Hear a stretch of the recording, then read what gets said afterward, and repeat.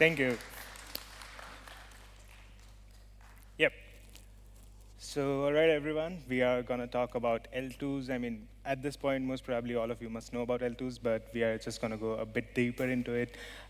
What are the different kind of roll-ups and everything? So, first of all, let me introduce myself. I'm Sahil Sen. I work as a senior developer advocate at QuickNode, and QuickNode is a RPC provider. Plus, we provide also other tools to make life of developers easier to develop on blockchains. And as being a senior developer advocate, I do a lot of technical tutorials, technical workshops, technical blog posts, and everything to help developers create dApps on QuickNode. So first of all, let's talk about the need of L2s and why they are needed, or why rollups are needed, why other scaling solutions are needed for Ethereum. So as we all know, Ethereum is the holy grail of blockchain. Everyone wants to develop on Ethereum. It's been around for a long time. It's very popular. So it's like a really popular city, and everyone just wants to move there. Everyone just wants to get work there.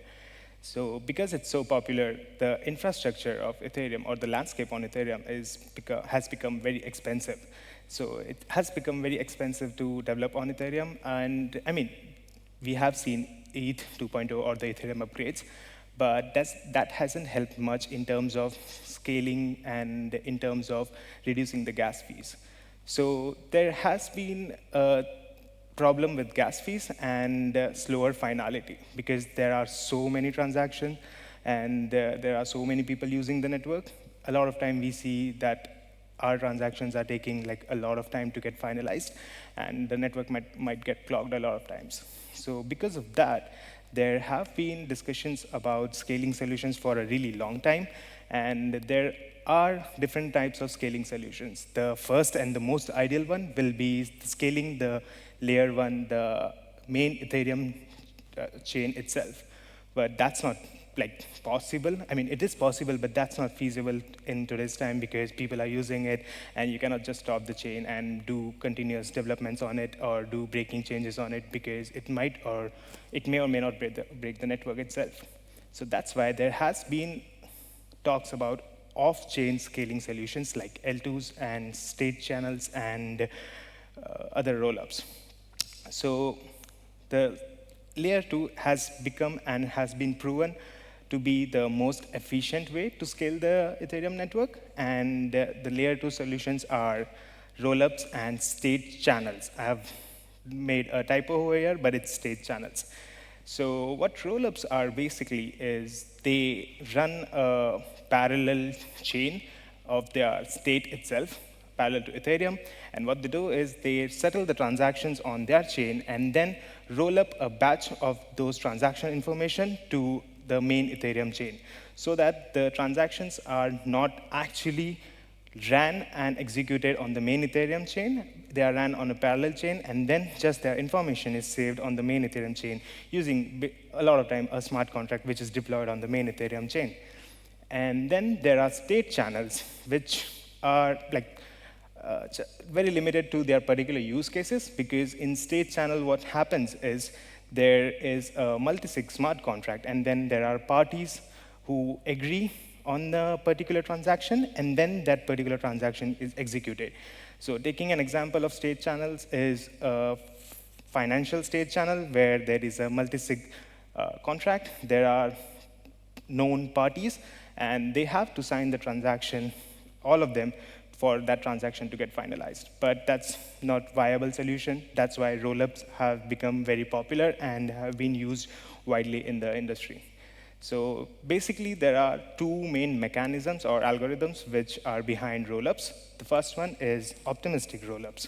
So optimistic rollups are like the angels of blockchain. What they assume is everyone is right, and everything everyone is doing on the chain is correct, and they assume that all the transactions happening on the chain are valid.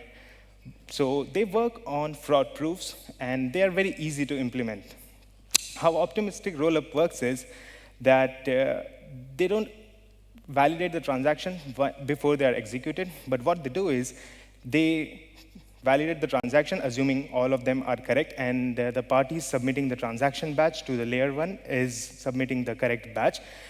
Then they have a mechanism called fraud proofs validating mechanism. So what happens is a third party who is not submitting the transaction batch can submit a fraud proof stating that this one transaction in this particular batch is not correct and it is a bad transaction. So what will happen is the state of the chain will go into a decision-making phase, and then that particular transaction will be ran on the main Ethereum chain. And because of the security of the main Ethereum chain, we will be able to find out if that particular transaction is correct or incorrect. And because of this, the finality time on optimistic roll-up based chains can vary from a day to week when it's in the decision-making phase. And the people who are submitting the transactions, submitting the transaction batches, they stake their coins, and the people who are submitting the fraud proofs, even they stake their coins. So if any of the parties submits wrong information, their ETH is slashed.